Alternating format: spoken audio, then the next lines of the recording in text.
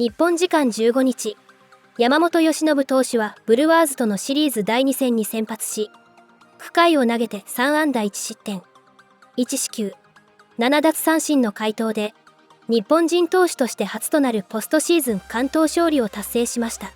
リーグ優勝決定シリーズを中継する米テレビ局 TBS で解説を務める電動投手ペドロ・マルティネス氏も、山本投手のパフォーマンスを高く評価しました。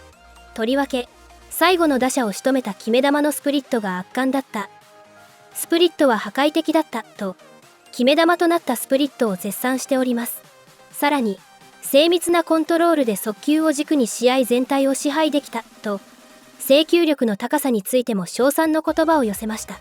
このほか、米国の複数の野球番組でも山本投手を称えるコメントが相次いでおります。こうした反響の模様を日本語字幕付きでご紹介いたします。They started off good, I guess, but they got to get more than just Churio to hit the ball.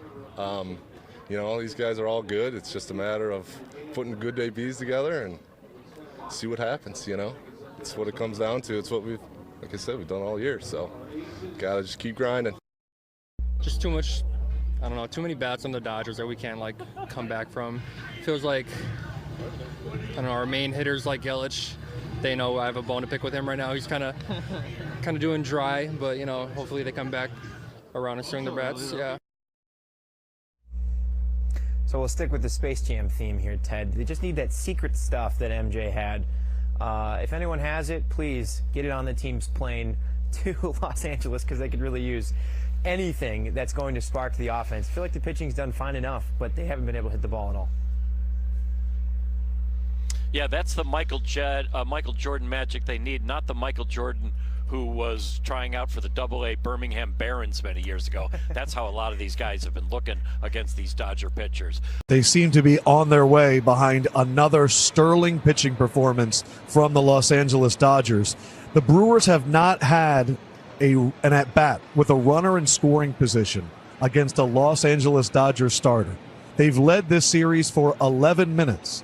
Two pitchers in back-to-back games go 8+ innings. We haven't seen that since 2016. It was Bumgarner and Cueto. So I'm going to start with you, Pedro. What are we watching right now? Because I don't think I've ever seen this. In fact, I know we've never seen it. Well, what I'm watching here is a very complete Dodger unit that's out there with a mission. And just like I was talking today in an interview, I said, this team, regardless of all the hype, all the money, and all the things that people want to really bring out about the Dodgers, they understand what they're into. They understand their business. They put everything aside. You know, the stardom in Hollywood, the fame, everything, where they're from, and they come to the field to play. That says a lot about the character that they have in that clubhouse and how those guys behave. They don't really pay attention to anything else but the game. Because this team, the Milwaukee Brewers, is a really good team. So was the Philadelphia Phillies. And we have seen them just take over in tie games, in any situation, playing outstanding defense. That says a lot about how professional those guys are in the clubhouse, and that goes from top to bottom. Before the game, Jimmy, you talked about the importance of not chasing Yamamoto pitches. 111 pitches, 81 strikes, and he got those guys chasing all night long. Definitely, and then we saw the first pitch of the game, their game plans to stay aggressive on a fastball. After that, Yamamoto made the adjustment, and we always talk about it. Pitching can neutralize a good offense. If the pitcher's throwing strike one and he's dotting it, not just throwing meatballs over the middle of the plate, and then he can get you to chase with his off speed, he's going to dominate. We've seen that tonight. We're talking about a team that doesn't chase much, but they didn't put anything and play hard after that first inning because he was dominating. Strike one, never in the same zone. Pitching up, pitching down, the big slow curveball, and that pitch right there. That split finger is devastating. And when you get that going against a team that is struggling, they really are. I mean, even the last season, they scored some runs early, and then they just fall off. It happened tonight. They scored in the first, and there's nothing going on. And when you have a pitcher that can go out there, especially after a performance like Blake Snell, and make them look just as, I guess, normal, the average Joe style, Jimmy, it's a bad combination. Let me tell you something. I don't think they're struggling, really. I think the Milwaukee Brewers were trying to do what they normally do. What they ran into It's great pitching. And Yamamoto tonight was outstanding. His stuff was electric. And that's probably why he was able to pinpoint, control the entire game with his fastball. And then when he needed to, he ran to the slow breaking ball, which is a surprise to me that he was in such a command. And also the wipeout split that we saw strike out the last hitter. I think they have been pitched so well that it makes them look like they're struggling. But I don't think they are. They just were overmatched by Blake Snell and Yamamoto. 28 times in the postseason, the road team has won the first 2 games in a best-of-7 series. 25 times that team has gone on to win, so just under 90%. Jimmy, what is it going to take for the Brewers' bats to come alive, other than they don't have to face Snell and Yamamoto for the next 2 matchups? Well, they got Glass now and Ohtani. I don't think there's any hope of them coming alive, but they can find a way to add pressure. Having good at-bats, as Murph said, they've chased a lot, and great pitching will do that for you because you're trying to get something going. Someone's trying to step up and get that big swing, which we saw early, but then nothing. They fell flat because Yamamoto made the adjustment. But if you can keep pressure on a pitcher, get them in a stretch, get runners in scoring position, eventually somebody will start to cross the plate. But if you're not even getting yourself in position and the only thing you're doing is driving the ball out the yard against this pitching staff, it's going to be a long night. And it's been tough. You know, he had less than 20 pitches from the stretch. We're trying to put pressure on. They're not drawing the walks. They're not getting the long at bats. He had less than 100 pitches going into the 9th inning. But that's credit to the Dodgers pitching staff. Doc Roberts, I talked to him when I got a chance to cover that Philly series, and he mentioned we're set up as a traditional playoff team than we've ever been before. The year before, it was all the bullpen. All bullpen. Now they actually have starters that can come out there and be called upon, and they're delivering. To have truly 4 starters ready to roll, they're unlike any other team in the postseason, and they're relying on them, and they're all coming up big. Yeah, everyone's waiting to announce their starting pitching an hour before the game. Meanwhile, Roberts is like, here's who we got for the week, so don't ask me anymore. But I don't know. This has been your Brew Crew all year, and they've been a phenomenal watch. These fans have been great, but it's looking like too tall of a mountain to climb now. Well, at this point, yes. I'm hoping that they get an opportunity to find one of those starters, maybe on a little bit weaker day than they had the last 2 days. And plus, you have to credit the Dodgers with playing great defensive games. Sure. They have come clutch when they need to. They have hit enough homers to actually make it past the Milwaukee Brewers. The Milwaukee Brewers, I think, did not execute as much as they wanted to, but with that kind of pitching, I mean, all you have to do is just say like I once said, tip your hat and let them go, because I'm not going to say other things, but tip your hat and let them go, because the Dodgers are playing almost perfect baseball, and that's very unusual at this time of year. Another thing that happens, another thing that happens is, and Pedro knows this, and I've seen it when our pitchers got on the roll. You see that guy that threw the night before. Oh, I have to match that.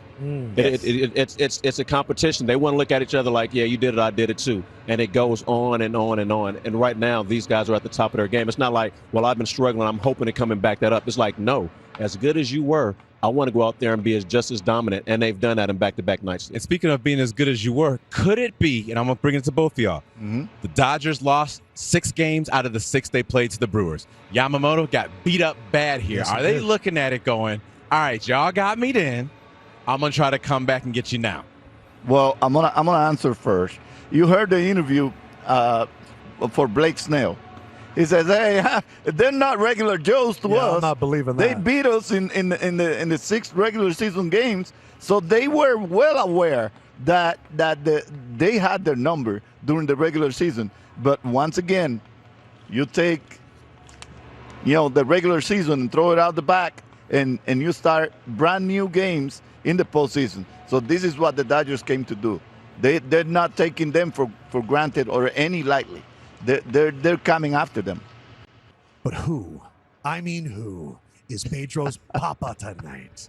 It could be Teoscar. We don't even have. Wow, Dave Roberts is a wild card here at the end. Oh, there we go. I mean, Yoshinobu's the favorite. I could take all 4 of them. Yeah? What do you think? Oh, well, America wants Yamamoto. I think your mommy only wants one daddy tonight, Pedro. That's what I Take think. it easy That's what on I Mama think. Hernandez. For the second straight series, the Dodgers open up on the road. They win both games in a hostile environment. And Yoshinobu Yamamoto, a night after watching what Blake Snell did on the mound there in Milwaukee. I'm not going to say he won up to him, but he did throw the Dodgers' first complete game in a postseason game in 21 years since Jose Lima did it in 2004. It's also his first career complete game as a big leaguer. You know, it's amazing. Big leaguer, especially guys that are special like Yamamoto, they're extremely competitive. He saw what Blake Snell did last night. So you know what? You like that performance? I'm going to do my thing. He does just that against a very good Brewers lineup that puts the ball in play. Outstanding job. Yoshi. That was impressive. I mean, how do you follow up a performance like Snell had last night? You do that, you go a complete game, and it was amazing how he retired the last 14 batters in a row, the way he did it as well. He was also in complete control to complete that game, and he did not allow an at-bat with a runner in scoring position. The only guy who reached second was the first batter who hit the home run. Right. Outside of that, no Brewer ended up at second base. Just tremendous. First pitch of the game, the Brewers got a point on the board because Jackson Chourio hit a bomb, but Yamamoto in complete control the rest of the way. Let's look at what the Dodgers starting pitchers have done in the first 2 games of this series on the road, no less. Blake Snell last night was historically great with his 8 innings, allowing just 1 hit and had 10 strikeouts. And then tonight, Yoshinobu Yamamoto in game 2, a complete game, allows 1 run on 3 hits, 7 strikeouts. And Nomar, we talked about it even before the playoffs started. The Dodgers were going to have to lean on their starting pitching a little bit more this year than they did last year because they had so many injuries last year. And both of these guys, and really the entire staff, but especially the last 2 nights in this series, these 2 guys have stepped up in a monstrous way. No doubt. And Blake Snell obviously setting the tone in game 1 was incredible. And I think Dave Roberts kind of learned from that. Say, listen, Yamamoto's in control. I'm letting him go out there in the 9th as well to finish this game off. But both of these guys really just came in here and did more than you anticipated. I mean, to be able to go 8 like Snell did, and then Yamamoto to complete the game, I mean, was just incredible. And exactly what the Dodgers needed. You know, you saw it last night, obviously, with Blake Snell. Really, both of these guys. And Nomar, you have played in that stadium. I played there as a visiting player. I played there as a Brewer. That place in the postseason, especially when the roof is closed, it is as loud a stadium as there is in all of baseball. But what these starters did, they really kept that noise, a hostile environment, great fans, at a minimum.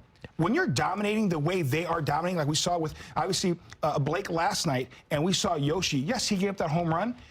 Fans are going crazy, rightfully so, right away. Got back on the bump and really dominated right after that. And that's what starting pitching can do. It can kind of negate that really loud crowd noise on the road. And it was so fun to see first with Blake and now with Yamamoto. Wow, what a performance. Before the game, we were mentioning how Yamamoto, his only outing at Milwaukee, didn't even make it out of the first inning. He was due. Does that play into your... No, he was due. But does that play into your psyche? Yeah. And I said, it's in the back of your mind. There's no question about that. And the key to try to get that out of your mind is to have that successful first inning. What do? You give up a home run, right? And then you're thinking in the back of your mind, is it this place? Oh, no. You know, it just kind of creeps in there. But, man, you block that out and you go, no, that's it. And what a performance.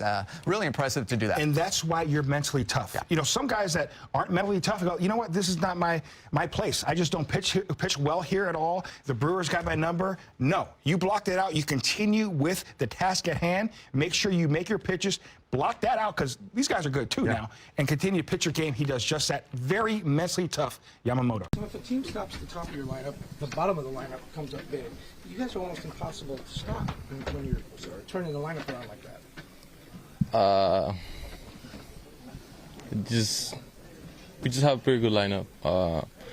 We have depth. The bottom of the lineup just trying to do their job, get on base for the top.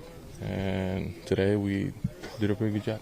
How big was it for you to respond after that Chourio leadoff homer to tie the game with your homer in the top of the second, kind of stop their momentum? It was good. You know, any good at bat from there on, it just good. Put pressure back and get on base, trying to do our job and answer and try to score more runs. What is it like to see what Snell did yesterday and then Yamamoto doing through today? It's great to be in this side. Doesn't have to face those guys anymore. You know, it's just they've been doing that for their careers. Here, Snell and Yamamoto in Japan, and last year and this year. He's great. It's just excited to be part and see that from this side too. Guys, you almost get bored in the outfield. There's hardly any balls being hit the outfield the last 2 days. No, that's pretty good. Hopefully the next 2 games are either the same. Hopefully I don't get any fly balls, any play. So the pitching sides can still do their job and the same thing that they've been doing the last 2 days. So being undefeated on the road and 7-1 in the playoffs, what do you like about this team beyond its talent? One thing that we have is we don't think about the win the day before. We just concentrate on what we got to do to win today and take one game at a time and not thinking about what happened in the past. All right, Kike, I saw you give Yamamoto a nice big hug there at the end. Just how happy are you for him? Really happy. I feel like he's there's a language barrier there, but I feel like he's one of my kids. Really proud of him. Kind of saw what he's been doing all year. You know, feeling the strike zone in full command on the mound, and you know, tonight we were able to score some runs. You know, he didn't get rattled by the first pitch of the game homer. We were able to next inning. Peralta wasn't able to get the shutdown inning tail with a big homer, and then Pajes with a big 2 RBI double, or 2-out RBI double, and then you know Yoshinobu kept us in the game, and we found ways to score more runs and add on to the lead to where he could get more comfortable and keep cruising. And starting pitching, we can't talk enough about our starting pitching. If it wasn't for them, we probably wouldn't be in this position we're in right now throughout the whole postseason, and just glad that those guys are on my side. What a night for Yoshinobu Yamamoto. We talked about his very first outing. I mean, it was his shortest, and now this one against the Brewers, his longest. He became the 4th Dodgers pitcher to throw a complete game in LCS history, and the first Japanese pitcher to throw a complete game in postseason history. And now, Yamamoto and the Dodgers just 2 wins away from returning back to the Fall Classic. That is fresh off an incredible outing that we got to see in Game 1 with Blake Snell. Then Yoshinobu Yamamoto gets that nod for Game 2. Well, if you recall, Yamamoto did not pitch great against the Phillies, but ended up putting on a masterclass in this game against the Brewers. Is this more of a testament to Snell and Yamamoto's dominance, or were the Brewers just pressing here? Well, I mean, you can even go back to where you said he didn't pitch well against the Phillies, but you go back to July. He had one of his worst outings, if not his worst outing of his career against this Milwaukee team. He gave up 5 runs. He only got out 2 guys, didn't make it out of the first inning. So this is a little bit of a revenge tour for him here. But I mean, were the Brewers pressing? Sure. We can talk about playoff experience and star power and this and that, which totally matters. But this was all about Yamamoto. I mean, he was just dialed. He was landing his off speed. The fastball, the split, and the cutter were all up 1.5 miles per hour. He rarely threw the same pitch back to back, so he was mixing speeds and shapes, and it just looked like uncomfortable at bats. It was 15 whiffs, and 8 of them were on that splitter. It was just on tonight. Yeah, I want to dive more into that splitter, Lewis, because we were talking about that while we were watching this game in the green room. Why was it so effective? Well, he played it off his fastball very, very well today, and it was just you go back to the Philly series, he couldn't land it. He really didn't have a feel for his splitter. He went to his fastball, he went to his curveball, which was dominant tonight as well. But tonight, he was like, you know what? I'm going to take a page out of Blake Snell's book from last night. I'm going to go ahead and feed these guys splitters. I'm going to feed these guys off-speed pitches because the Brewers hammer fastballs. And they knew that coming in. The game plan was to not let these Brewers hammer their fastballs like they have been. And he just utilized that splitter to perfection tonight at the bottom of the zone, tailing it off back into the back foot of the righties. Lefties had no chance down and in. He was locating it away, up, down. It was just like, it was something out of Star Wars. I didn't even know. I definitely didn't want to be a Brewers hitter tonight. And it looked like they just had no answers, man. He was locating it very, very well, kept it on the corners very well, and he's just dominant tonight with that pitch. Had no answers. I don't think Brewers hitters wanted to be Brewers hitters in that outing. I don't think so. Julian, if you recall, Brewers crushed the Dodgers in the regular season, and now they won that series, the season series, 6-0 while averaging over 5 runs per game. and outscored them 31-16. What's been the reason for just this big flip that we saw from regular season to postseason? I think it comes down to pitching, right? I think it comes down to starting pitching. You got what, 7 2/3 from Blake Snell or something like that, and then you get a complete game from Yamamoto. These guys are just locked in, and it's something about, I think, said to be about champions and who have been here before, and how you just all of a sudden with the Dodgers, it always seems like you're here, and then they just take off in the game.